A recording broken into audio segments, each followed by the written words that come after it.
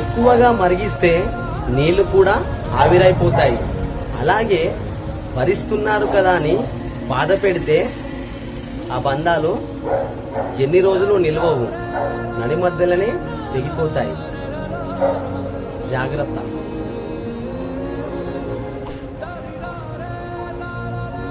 ఏ బంధమైనా సరే, స్నేహబంధమైనా, ప్రేమ బంధమైనా, అన్నాతమ్ముల బంధమైనా, ఇంకే బంధమైనా సరే, బంధం అనేది ఒక బాధ్యత. ఆ బాధ్యతలా చూస్తేనే తెలుస్తుంది.